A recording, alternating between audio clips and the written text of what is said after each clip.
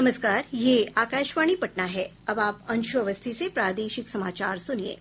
पहले मुख्य समाचार।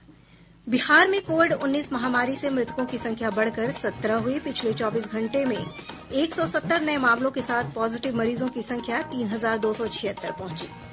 रेलवे ने अपील की है कि बीमार व्यक्ति, गर्भवती महिलाएं, 10 वर्ष से छोटे बच्चे और 65 वर्ष से अधिक आयु के लोग रेल यात्रा से बचें। राज्य सरकार ने हड़ताली शिक्षकों के खिलाफ दायर मुकदमों को वापस लेने का आदेश जारी किया। और लॉकडाउन के उल्लंघन के मामले में प्रदेश में 2400 से अधिक लोगों को किया गया गिरफ्तार। जुर्माने के रूप में लगभग 20 करोड़ रुपए की राशि वसूल की गई। अब समाचार विस्तार से। प्रदेश में पिछले 24 घंटों के दौरान 170 लोगों में कोविड-19 महामारी की पुष्टि हुई है। राज्य में इस महामारी के पॉजिटिव मरीजों की संख्या बढ़कर 3276 हो गई है, जबकि 17 लोगों की मृत्यु हुई है। स्वास्थ्य विभाग द्वारा जारी आंकड़ों के अनुसार आज सामने आए नए मामलों में सबसे अधिक 19 जहानाबाद जिले से हैं। वहीं शेखपुरा से 18, गोपालगंज से 8, मधुबनी से 7, समस्तीपुर से 6, पूर्णिया से 5, जमुई और भोजपुर से 4-4, गया, खगड़िया और लखीसराय से 3-3, औरंगाबाद और बांका से 2-2 तथा नवादा, पटना, वैशाली, बक्सर, सारण और मुंगेर से संक्रमण का एक मामला सामने आया है। राज्य में 1209 लोगों को स्वस्थ होने पर अस्पताल से छुट्टी दे दी गई है।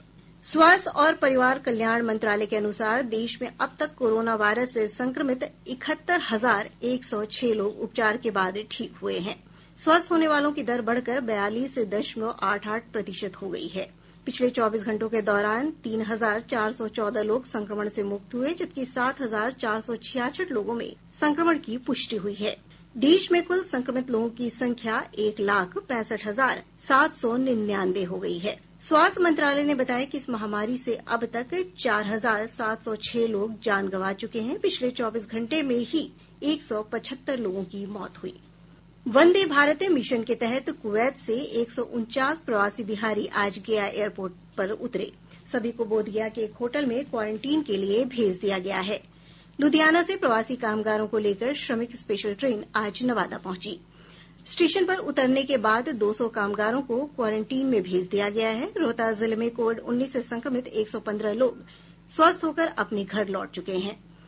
पटना के बाद रोहतास जिले में ही संक्रमण से सबसे अधिक मामले दर्ज किए गए हैं। जिले में अब तक संक्रमण के 201 मामले दर्ज किए गए हैं। दरभंगा जिले में 22 लोग कोविड-19 महामारी से स्वस्थ होकर अपने घर लौट गए हैं। इधर बक्सर जिले में 1800 से अधिक प्रवासी कामगारों को 14 दिन का क्वारंटीन पूरा करने पर उन्हें घर भेज दिया गया।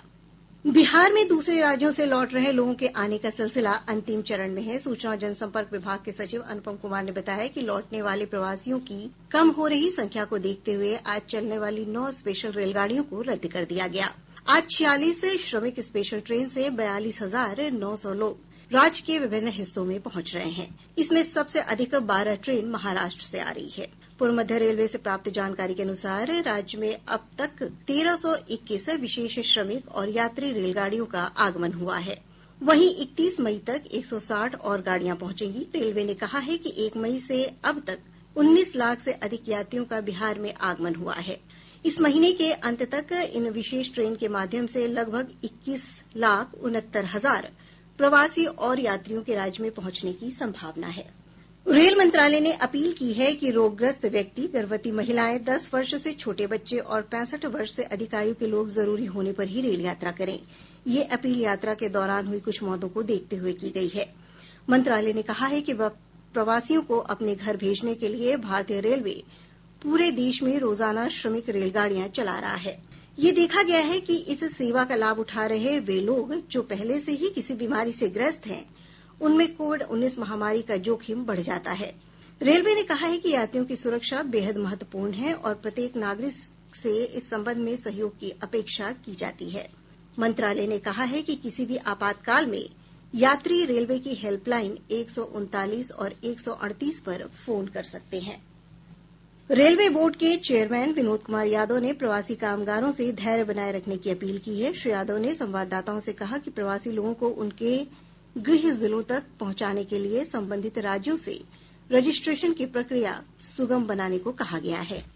श्रमिक भाई बहन जहां भी हैं वो धैर्य से रहें और बहुत जल्दी जैसे ही ओरिजिनेटिंग स्टेट हमको अपनी रिक्वायरमेंट देगी उसी दिन हम ट्रेन शेड्यूल कर देंगे और नेक्स्ट डे वो ट्रेन चला देंगे। हमने ओरिजिनेटिंग स्टेट से ये अनुरोध किया है और उनके कंटिन्यूअस टच में है कि वो लोग वहां पे जो लोकल श्रमिक भाई बहन रह रहे हैं उन तक पहुंचे, उनसे बात करें, पब्लिसाइज करें और रजिस्ट्रेशन की प्रक्रिया सुगम करें और ये देखें कि जो भी श्रमिक भाई बहन अपने गंतव्य स्थान पे श्रमिक स्पेशल से जाना चाहते हैं उनका जल्दी से जल्दी रजिस्ट्रेशन हो।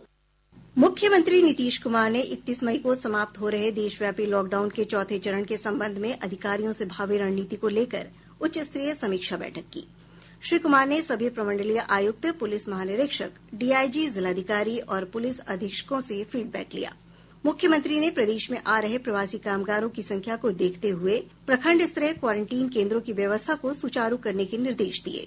श्री कुमार ने सभी लोगों के लिए उनके कौशल के अनुरूप रोजगार सुनिश्चित करने को भी कहा। लॉकडाउन के उल्लंघन के मामले में राज्य में लगभग 20 करोड़ रुपए का जुर्माना वसूल किया गया है। पुलिस मुख्यालय से प्राप्त जानकारी के अनुसार 24 मार्च से अब तक उल्लंघन करने वाले 2411 लोगों को गिरफ्तार किया गया है। वहीं 83,000 से अधिक वाहन जब्त किए गए हैं।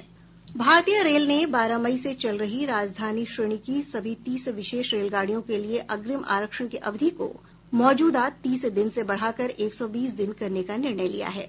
ये फैसला उन सभी 200 स्पेशल मेल एक्सप्रेस रेलगाड़ियों पर भी लागू होगा जिनका परिचालन अगले महीने की 1 तारीख से शुरू होगा। रेल मंत्रालय ने कहा है कि ये बदलाव 31 मई को सुबह 8 बजे से लागू होंगे। इसके अनुसार इन सभी 230 रेलगाड़ियों में पार्सल और सामान की बुकिंग की भी अनुमति दी जाएगी।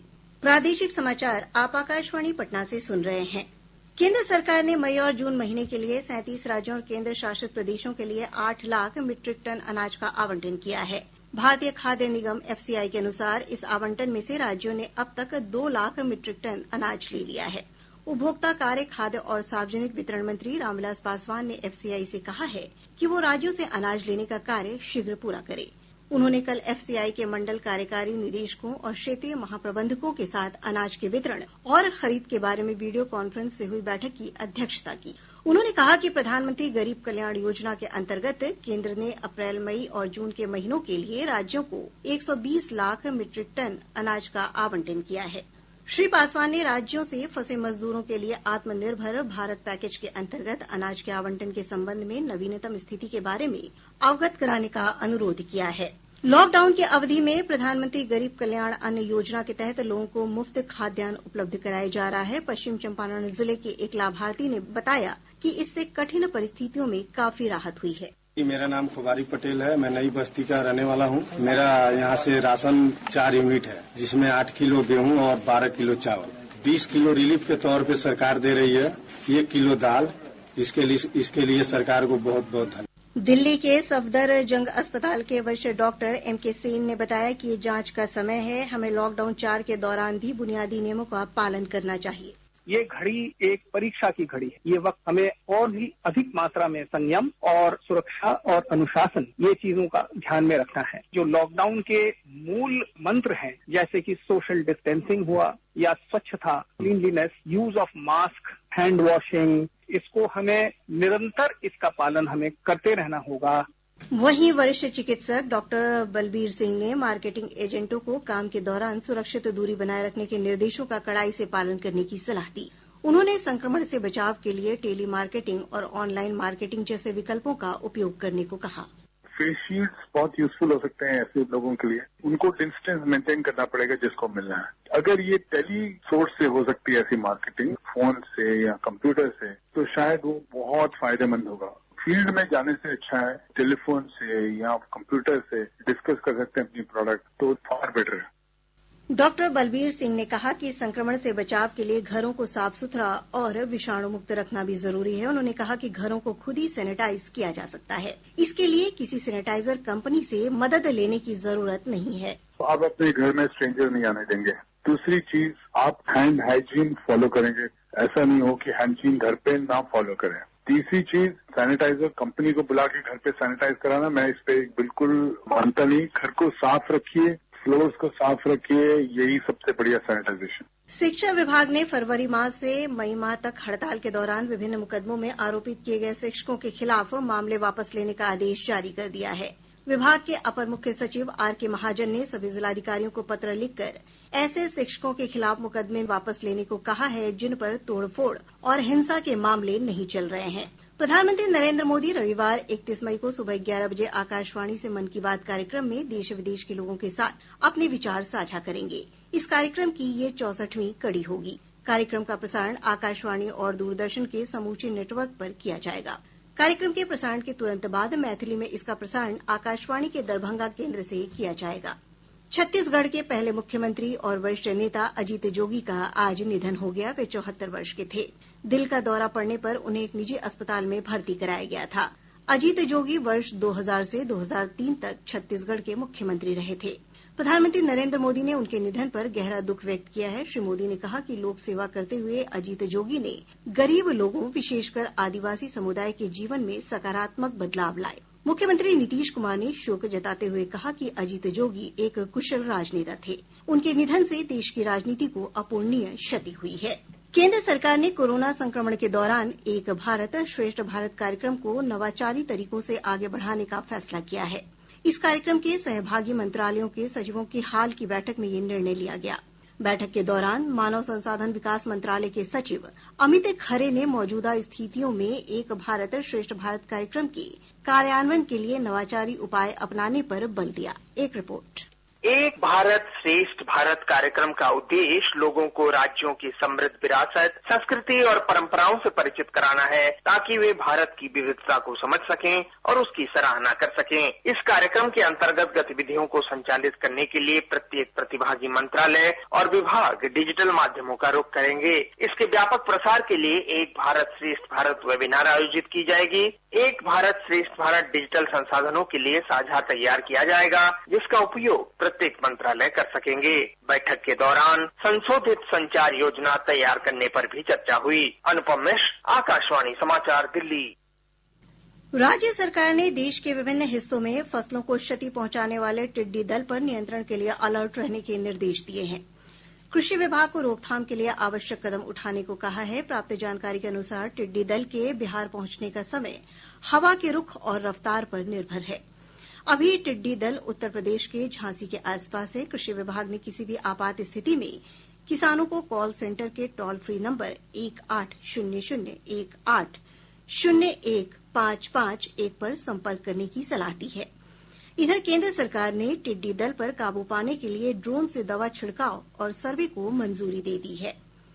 और अब अंत में मुख्य समाचार एक बार फिर। बिहार में कोविड-19 महामारी से मृतकों की संख्या बढ़कर 17 हुई। पिछले 24 घंटे में 170 नए मामलों के साथ पॉजिटिव मरीजों की संख्या 3276 पहुंची। रेलवे ने अपील की है कि बीमार व्यक्ति, गर्भवती महिलाएं, 10 वर्ष से छोटे बच्चे और 65 वर्ष से अधिक आयु के लोग रेल यात्रा से बचें। राज्य सरकार ने हड़ताली शिक्षकों के खिलाफ दायर मुकदमों को वापस लेने का आदेश जारी किया। और लॉकडाउन के उल्लंघन के मामले में 2400 से अधिक लोगों को किया गया गिरफ्तार। जुर्माने के रूप में लगभग 20 करोड़ रुपए की राशि वसूल की गई। इसके साथ ही आकाशवाणी पटना से प्रसारित प्रादेशिक समाचार का ये अंक समाप्त हुआ। घर में रहिए, सुरक्षित रहिए और सुनते रहिए आकाशवाणी।